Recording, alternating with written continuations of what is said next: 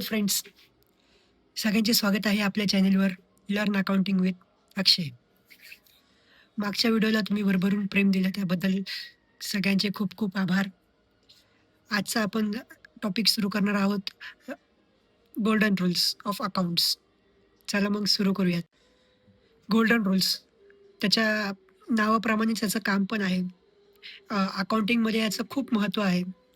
आपण गोल्डन रूल्सला अकाउंटिंगचा पाया असे बोलू शकतो किंवा कारण गोल्डन रूल्स मी मागच्या व्हिडिओमध्ये आपण अकाउंटिंग प्रोसेसमध्ये सगळ्यात पहिलं जर्नल एंट्री हे मी बोललो होतो. तर जर्नल एंट्रीसाठी आपल्याला गोल्डन रूल्स लागतात. म्हणजे गोल्डन रूल्स लागतात जर्नल एंट्रीसाठी समजलं नाही? सांगतो तुम्हाला. तर जर्नल एंट्रीजमध्ये 2 बाजू असतात. एक डेबिट, एक क्रेडिट आणि या 2 बाजू मॅच व्हायला पाहिजे. म्हणजे त्या त्या दोघांची डेबिटची टोटल आणि क्रेडिटची टोटल सेम असायला पाहिजे. तर ती जर्नल एंट्री व्हॅलिड असं आपण बोलू शकतो. तर जर्नल एंट्रीमध्ये काय डेबिट करायचं आणि काय क्रेडिट करायचं हे आपल्याला कसं समजेल बरं? हे आपल्याला जर्नल एंट्रीला काय डेबिट आणि काय क्रेडिट हे समजेल आपल्याला गोल्डन रूल्समुळे. तर गोल्डन रूल्स चला मग डायरेक्ट गोल्डन रूल्सकडे वळूयात. गोल्डन रूल्स शिकण्याच्या आधी आपल्याला टाइप्स ऑफ अकाउंट शिकणे खूप गरजेचं आहे. म्हणजे जेणेकरून आपल्याला समजेल की हा कोणता अकाउंट आहे. तर आपल्याकडे मेन 3 अकाउंट्स आहेत. एक पर्सनल अकाउंट, एक रिअल अकाउंट आणि एक नॉमिनल अकाउंट. या 3 हे मेन 3 अकाउंटच्या बेसवरती आपण गोल्डन रूल्स शिकणार आहोत आणि ह्या प्रत्येक अकाउंटचा एक सेपरेट रूल आहे. म्हणजे पर्सनल अकाउंटचा सेपरेट रूल आहे, नॉमिनल अकाउंटचा सेपरेट रूल आहे आणि रिअल अकाउंटचा पण सेपरेट रूल आहे. हे फक्त आपल्या 3 रूल आपल्याला समजून घ्यायचे आणि ह्या 3 रोलच्या बेसवरती आपण पूर्ण जर्नल एंट्री शिकू शकतो आणि मारू शकतो. पर्सनल अकाउंटमध्ये पण 3 सब टाइप ऑफ अकाउंट आहेत. तर त्याच्यामध्ये पहिला येतो नॅचरल अकाउंट, दुसरा येतो आर्टिफिशियल अकाउंट आणि तिसरा येतो representative personal account. Natural account म्हणजे काय? जे तुमच्या माझ्यासारखे जे जिवंत आहेत ते. जे नावाप्रमाणे नॅचरली आपण आहोत. तर नॅचरल अकाउंट. दुसरं आहे आर्टिफिशियल अकाउंट. आर्टिफिशियल म्हणजे काय? मानवनिर्मित. तर मानवनिर्मित म्हणजे बिझनेसेस. हे बिझनेस मानवाने निर्माण केलेले आहेत. तर ते आर्टिफिशियल अकाउंट्समध्ये जातात. आणि तिसरं आहे representative personal account. Representative personal account म्हणजे काय? म्हणजे जे ग्रुप ग्रुप्स ऑफ पर्सन्सला रिप्रेझेंट करतात. म्हणजे उदाहरण बोललं तर एक कंपनी रिलायन्स कंपनीमध्ये खूप सारे एम्प्लॉईज आहेत.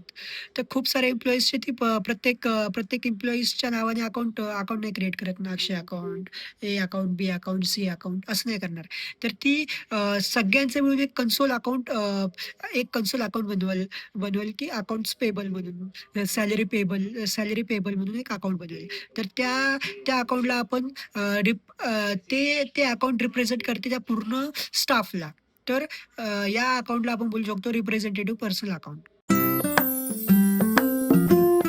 Debit the receiver, credit the giver. म्हणजे debit the receiver, credit the giver. म्हणजे डेबिट आपण कोणाला करणार? जो आपल्याला काहीतरी जी कंपनी किंवा पर्सन आपल्याला काहीतरी देतोय, तर त्याला आपण डेबिट करणार किंवा जी कंपनी किंवा पर्सन आपल्याकडून घेतोय, तो आपण क्रेडिट करणार. एक आपण उदाहरणा थ्रू समजून घेऊया. मिस्टर मिस्टर राम मिस्टर रामने आपल्या कंपनीला ₹10,000 दिलेत. तर मिस्टर राम हे काय आहे? पर्सनल अकाउंट आहे. ओके. तर मिस्टर रामने आपल्या कंपनीला ₹10,000 दिलेत. तर मिस्टर राम कोण आहे? गिव्हर आहे. तर रूल काय बोलतो? गिव्हर आहे तर तो क्रेडिटला जाणार. म्हणजे मिस्टर राम अकाउंट क्रेडिट करणार आपण. तर डेबिट काय करणार? तर डेबिट करणार हे पाहण्यासाठी आपल्याला दुसऱ्या रूलकडे वळावं लागेल. दुसरा रूल कोणता? Real account. रिअल अकाउंट आपण कसं ओळखावे? रिअल अकाउंट म्हणजे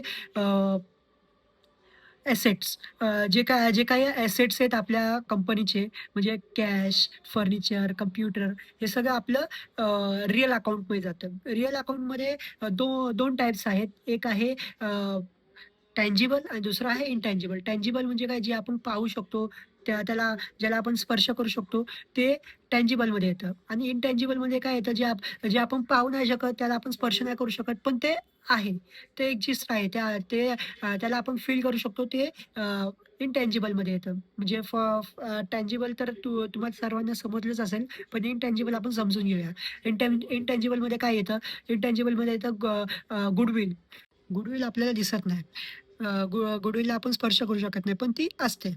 म्हणजे गुडविल, पॅटर्न्स, हे हे सगळे इंटँजिबल ॲसेट्समध्ये येतात. तर आता वळूयात आपल्या आपल्या उदाहरणाकडे. तर मग अ, मिस्टर रामने आपल्या कंपनीला ₹10,000 दिले. मिस्टर मिस्टर राम गिव्हर आहे.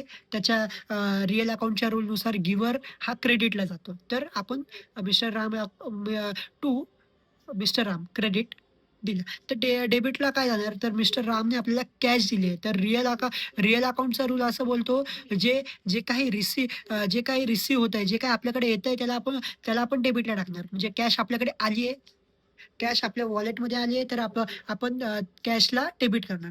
मग त्याची पूर्ण जर्नल एंट्री काय होते, cash account debit to mister Ram account, असं. तुम्ही बघायला गेलात तर रिअल अकाउंट आणि पर्सनल अकाउंट, या दोघांचे रूलमध्ये खूप सारे साम्य आहेत.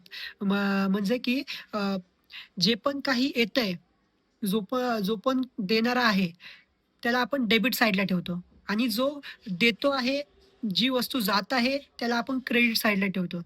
तर फक्त आपल्याला हे लक्षात ठेवायचं आहे, की कोण देणारा आहे, काय येत आहे, तर ते डेबिट साइडला, काय जात आहे, कोण देत आहे, तर तो क्रेडिट साइडला. आता वळूया नॉमिनल अकाउंटमध्ये. नॉमिनल अकाउंटमध्ये debit all expenses and losses आणि credit all income and gains. Nominal account आता या रिअल आणि पर्सनलच्या अपोझिट आहे, विरुद्ध आहे. म्हणजे आपण रिअल अकाउंट आणि पर्सनल अकाउंटमध्ये काय करतो, जे आपल्याकडे येतंय, जे अ, जो रिसिव्हर आहे त्याला आपण डेबिट करतोय आणि जे जातंय आपल्याकडून, जो देतोय त्याला आपण क्रेडिट करतोय. पण इथे त्याचं उलटं होतंय. म्हणजे अ, सगळे काही खर्च, जे काही खर्च होत आहे, जो काही लॉस होतोय आपल्याला, तो आपण डेबिट करतोय आणि जो काही प्रॉफिट होतोय आपला, जे काही गेन होतंय, ते आपण क्रेडिटला टाकतोय. इथे उलटं. त्याच्या उलटं. म्हणजे आपण एका उदाहरणामध्ये घेतलं, तर आपण सॅलरी पे केली आपल्या स्टाफला. ओके. अ, तर हा आपला एक खर्च आहे. तर salary account debit to cash. Cash आपल्याकडून गेली ना, कॅश आपल्या रिअल अकाउंट आहे. रिअल अकाउंटचा रूल काय आहे? जे जे पण काही जातंय ते क्रेडिटला. तर salary account debit to cash account, असं.